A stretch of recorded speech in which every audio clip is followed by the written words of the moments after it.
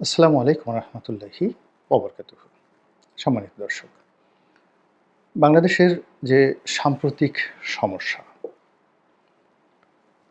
এবং এই সমস্যাগুলোর মধ্যে যে সমস্যাগুলো দেশে এবং দেশের বাইরে আমাদেরকে সবচেয়ে বেশি আতঙ্কগ্রস্ত করে তুলেছে, সেটি হলো মৌলবাদ।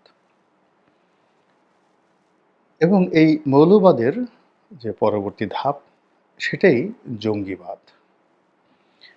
জঙ্গিবাদের যে পরবর্তী ধাপ, সেটাই হলো যুদ্ধ।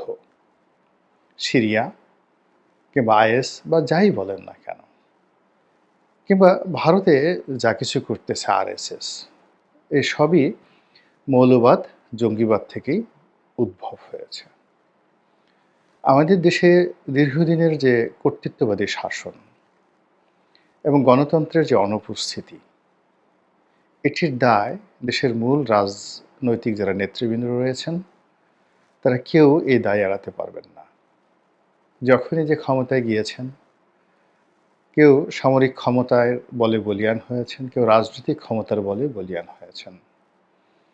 এবং রাজনৈতিক ক্ষমতায় বসে বা সামরিক ক্ষমতায় বসে তারা পুরো রাষ্ট্রযন্ত্রটিকে নিজেদের একেবারে কেয়ামত পর্যন্ত ব্যক্তিগত সম্পত্তি হিসাবে ধ্যান জ্ঞান করেছেন। এবং রাষ্ট্র ক্ষমতা তার একান্ত, এটিকে তিনি কারো সঙ্গে শেয়ার, যেটিকে বলা হয় ভাগাভাগি করে, মিলেমিশে এই রাষ্ট্র ক্ষমতাটিকে জনকল্যাণের কল্যাণে ব্যবহার করার জন্য যে উদারতা দরকার, যে ঔদার্যতা দরকার, এটি আমাদের এই বাংলায় কখনোই হয়নি।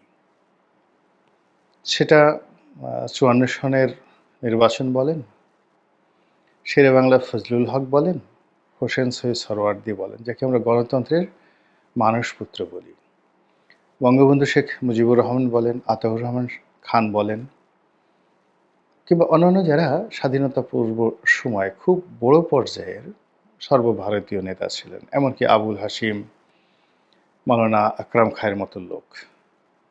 প্রায় সকলের মধ্যেই এক ধরনের গোয়ার্তুমি ছিল, একরোখা মনোভাব ছিল, এবং তারা নিজেকে সবসময় প্রতিষ্ঠানের উপর, দলের উপর, রাষ্ট্রের উপর স্থান দিতেন। যেমন আওয়ামী লীগে যখন হোসেন শহীদ সরওয়ার্দী এলেন, তখন তাকে একটা বিষয়ে জিজ্ঞাসা করা হয়েছিল। তিনি বললেন যে, আমি আওয়ামী লীগ। একই কথা বঙ্গবন্ধুর মুখ দিয়ে বের হয়েছে, একই কথা শেখ হাসিনার মুখ দিয়ে বের হয়েছে, এবং অন্যান্য যারা রাজনৈতিক দল রয়েছেন, এবং তারা যখনই ক্ষমতায় ছিলেন, সেটা জামাত হোক, জাতীয় পার্টি হোক, বিএনপি হোক, তারা যে ঠিক পশ্চিমা ধাঁচের গণতন্ত্র বলতে যা বোঝায়, ঠিক ওই রকম কেউ আচরণ করেছেন আমার জানা নেই। এর ফলে কি হলো, প্রতিটি দলের মধ্যেই এক ধরনের উগ্রবাদিতা তৈরি হয়ে যায়। বঞ্চিত শোষণের মাত্রাটা যখন বেড়ে যায়, সবাই বিদ্রোহ করতে পারে না, সবাই আত্মত্যাগ করতে পারে না, সবাই বলতে পারে না যে তোমার এই বা আপনার এই একরোখা মনোভাবকে আমি ঘৃণা করলাম। ধরুন, শেখ হাসিনা যখন ক্রমশ স্বৈরাচারী হয়ে উঠছিলেন ২০১০ সনের পর থেকে খুব বেশি মাত্রায়, এবং এটি ২০১৫ সন থেকে একেবারে এক্সট্রিম পর্যায়ে তিনি চলে গিয়েছিলেন। তো ২০০৯-১০ সনে, ১১ সনে আওয়ামী লীগের মতো এত একটা বড় দলে আত্মসমালোচনা বলতে কিছুই ছিল না। আমি একেবারে নবীন, ক্ষুদ্র একজন মানুষ। আমি যতটা সম্ভব দলের সমালোচনা করতাম, এবং এর জন্য আমাকে যথেষ্ট দুর্ভোগ এবং দুর্দশা অতীতে পোহাতে হয়েছে। একইভাবে বিএনপি যতবারই ক্ষমতায় এসেছে,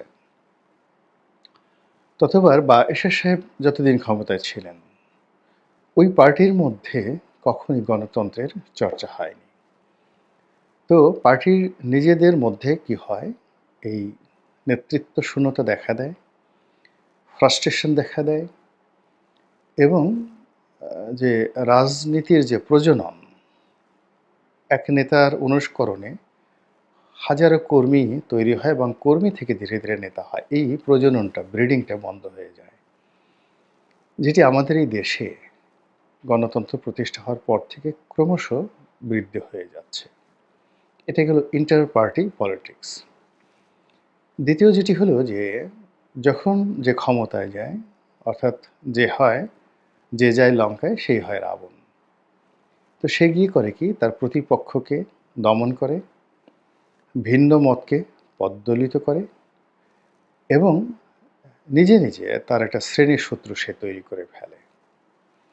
ফলে আওয়ামী লীগ যখন আসে তখন ক্ষমতায় থাকার কারণে ইসলামপন্থী লোকগুলোর উপর এক ধরনের জুলুম, অত্যাচার, নির্যাতন চলতে থাকে।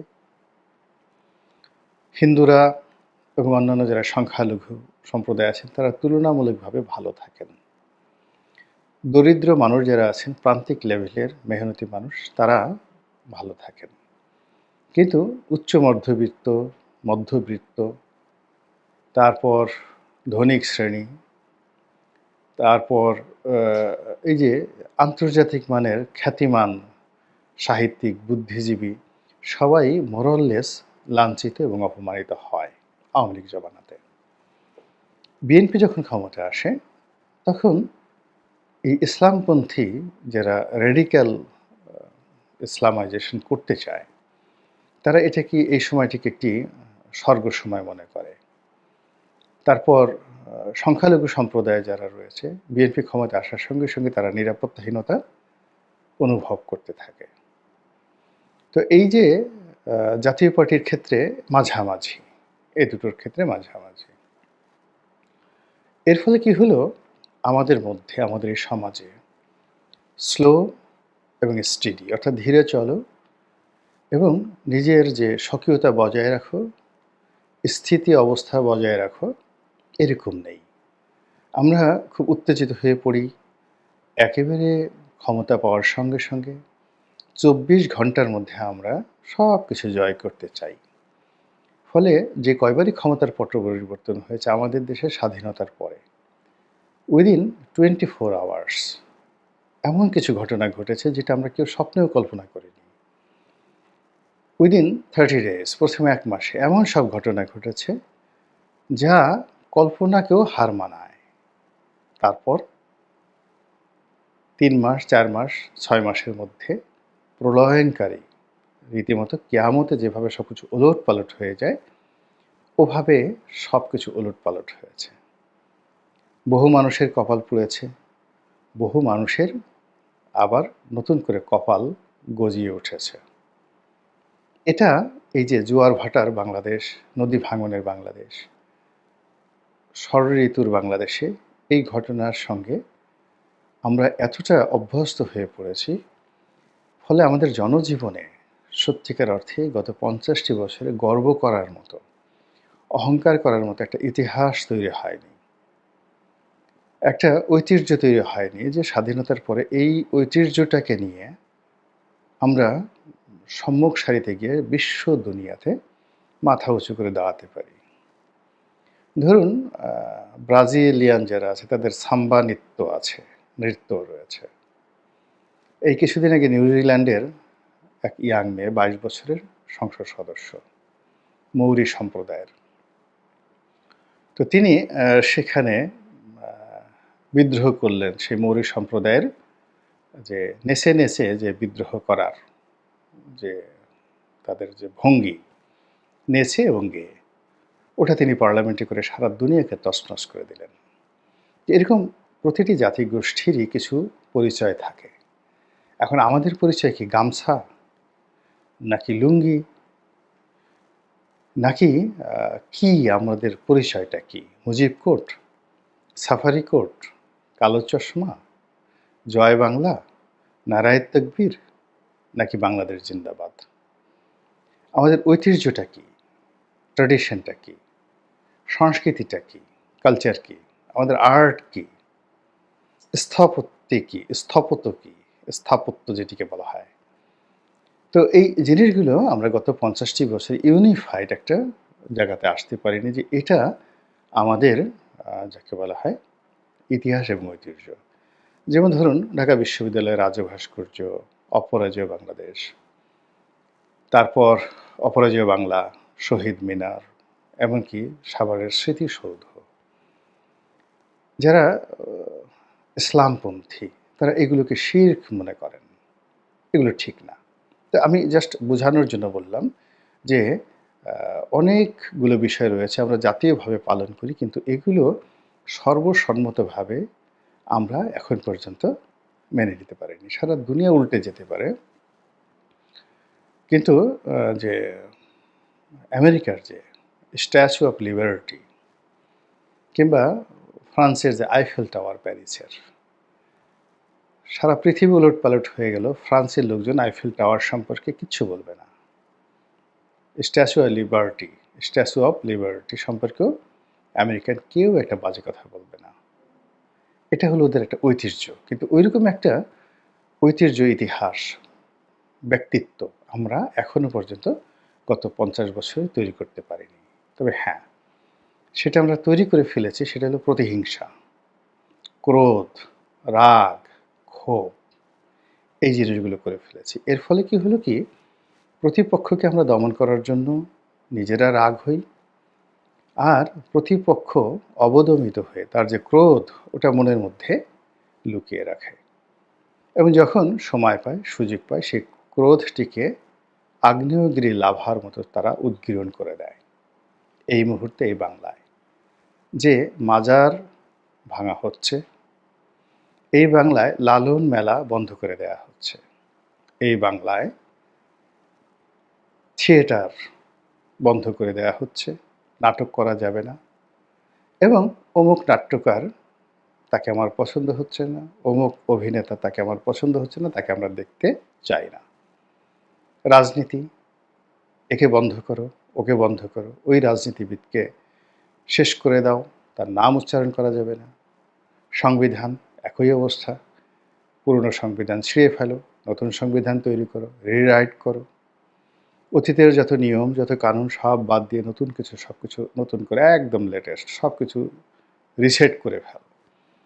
এই জিনিসগুলো, এক ধরনের যে সিদ্ধান্তগুলো, এগুলো উগ্রতা থেকে আসে এবং উগ্রতা আসে ফ্রাস্ট্রেটেড থেকে। যে এই লোকগুলো এই কথা বলছেন তারা বিভিন্ন সময় বঞ্চিত হয়েছেন, শোষিত হয়েছেন, তাদের ক্রোধ আছে, রাগ আছে এবং যথেষ্ট যৌক্তিক কারণ আছে।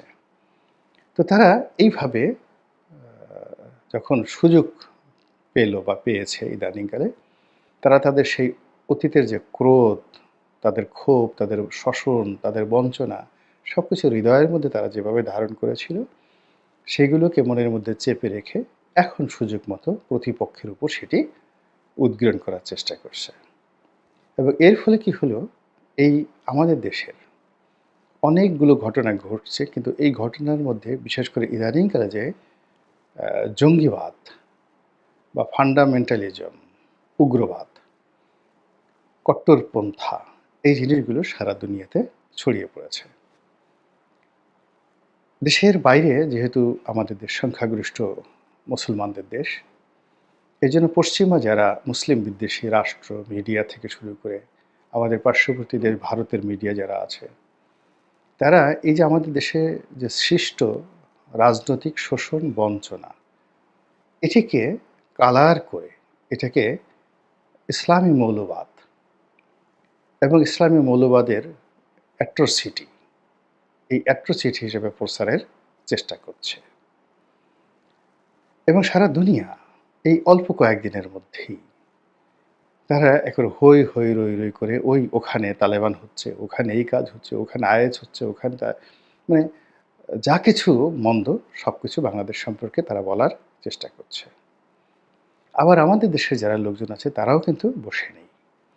তারাও তাদের যারা প্রতিপক্ষ, সে প্রতিপক্ষ রন্ধ্রে রন্ধ্রে ঢুকে কোন সাংবাদিক দালালি করেছে, কোন সংবাদপত্র টাউটারি করেছে, কোন গোত্র সম্প্রদায়, এলাকা বাটপারি করেছে, এই জিনিসগুলো খুঁজে খুঁজে বের করে আমাদের এখানে ক্রোধ যাদের আছে তারা সেই ক্রোধকে প্রশমিত করার চেষ্টা না করে ক্রোধ উদ্গীরণ করছে। ফলে আমাদের বিচারাঙ্গনে যে ঘটনা ঘটছে, বার এবং বেঞ্চ, অর্থাৎ যারা লার্নেড অ্যাডভোকেট হিসাবে, লার্নেড আইনজীবী হিসাবে, বিজ্ঞ আইনজীবী হিসাবে যারা এই সমাজে শত বছরের ঐতিহ্য নিয়ে কালো গাউন পরে পবিত্র আইনঙ্গন বলে তারা নিজেদেরকে পরিচয় দিতেন এবং পবিত্র আইনঙ্গনের অধিকারিক হিসাবে তারা এটা কমিউনিটি অ্যান্ড কাস্টমস এগুলো তারা একটা মেনটেন করতেন। তো সেই জায়গাতে গিয়ে দেখেন যে সারা বাংলাদেশের উপজেলা থেকে শুরু করে জেলা এবং আমাদের সুপ্রিম কোর্ট, হাইকোর্ট, অর্থাৎ হাইকোর্টের অ্যাপিলেট ডিভিশন এবং হাইকোর্ট, সেখানে এই বারের সদস্যদের মধ্যে কি হচ্ছে, অতীতের যে কোনো সময়ের সাথে হাজার গুণ খারাপ অবস্থা হয়েছে। তদ্রূপ এই লার্নেড আইনজীবীরা যাদেরকে মাই লর্ড হিসেবে আখ্যায়িত করে কখনই তাদের চোখের দিকে তাকিয়ে কথা বলতেন না, এখন সেখানে ডিম মারার মতো ঘটনা ঘটছে, এজলাস থেকে নামিয়ে দেওয়ার মতো ঘটনা ঘটছে, আরও অনেক কিছু। তো এই অ্যাজ এ হোল এগুলো যে এই মৌলবাদ বা এখানে যে ক্রোধ, এখানে যে এক্সট্রিমনেস, এটার কোনো ধর্ম নেই। হিন্দু না, বৌদ্ধ না, খ্রিস্টান না, মুসলিম না, কিছু না। এটা মানুষের রাজনৈতিক ফ্রাস্ট্রেশন থেকে এসেছে। এবং এই জায়গাতে দেখা যাচ্ছে হিন্দু যারা সম্প্রদায় দেশের বাইরে, তারা যেভাবে মুসলমানদেরকে দায়ী করার চেষ্টা করছে, একইভাবে আবার মুসলমানরাও হিন্দুদের বিভিন্ন সংগঠনের উপর তারা সেই তাদের ক্রোধ প্রশমিত করার চেষ্টা করছে। ইসকন নামক যে একটি সংগঠন দীর্ঘদিন যাবৎ বাংলাদেশে আছে এবং এদেরকে নিয়ে বহু বিতর্ক, এবং ইসকনদের এই নামে যে বিদ্রোহ, ইসকনের নামে যে বিক্ষোভ, যা কিছু, এটা পুরোটাই আওয়ামী লীগের জন্য। হিন্দুদেরকে নিয়ে আওয়ামী লীগের অতি দরদ, অতি বাড়াবাড়ি, আবার আওয়ামী জমানায় হিন্দুদের একেবারে তেলে ঝুলে অবস্থা, অহমিকাবোধ, নানা কারণে তারা যে ক্ষোভ তৈরি করেছে সংখ্যাগরিষ্ঠের মনে, সেটাই এই সময়টিতে এসে একেবারে মুখোমুখি পড়ে গিয়েছে। তো যেহেতু ইসকন এবং হিন্দু সম্প্রদায় তারা তাদের মুরব্বী হিসেবে আমেরিকাকে মনে করে, মুরব্বী হিসেবে ইউরোপীয় ইউনিয়নকে মনে করে, মুরব্বী হিসেবে তারা ভারতকে মনে করে, ফলে তারা সংখ্যালঘিষ্ঠ হওয়ার সত্ত্বেও সংখ্যাগরিষ্ঠ সম্প্রদায় মুসলিমদেরকে অতীতে যেভাবে ভয় পেত, এই সময়টাতে কেন যেন তারা আর ভয় পেতে চাচ্ছে না। ফলে দুটো সংগঠন, দুটো জাতি, দুটো সম্প্রদায় একেবারে মুখোমুখি এসে পৌঁছে গিয়েছে। এবং এটাকে আপনি হিন্দু জঙ্গিবাদ বলবেন না, মুসলিম জঙ্গিবাদ বলবেন, এটা হয়তো ভবিষ্যতে নির্ধারিত হবে, কিন্তু দেশের ভিতরে এবং দেশের বাইরে এগুলো নিয়ে যে লঙ্কাকাণ্ড ঘটছে, যার ফলে পুরো জাতি হিসেবে আমরা আন্তর্জাতিক অঙ্গনে এবং দেশের ভিতরে সীমাহীন দুর্ভোগ, দুর্দশা, দুঃখ, কষ্ট এবং অসংখ্য জটিলতার মধ্যে আমরা পড়ে গিয়েছি। মহান আল্লাহ রাব্বুল আলামিন আমাদের সবাইকে হেদায়েত দান করুন এবং হেফাজত করুন। আসসালামু আলাইকুম ওয়া রাহমাতুল্লাহি ওয়া বারাকাতুহু।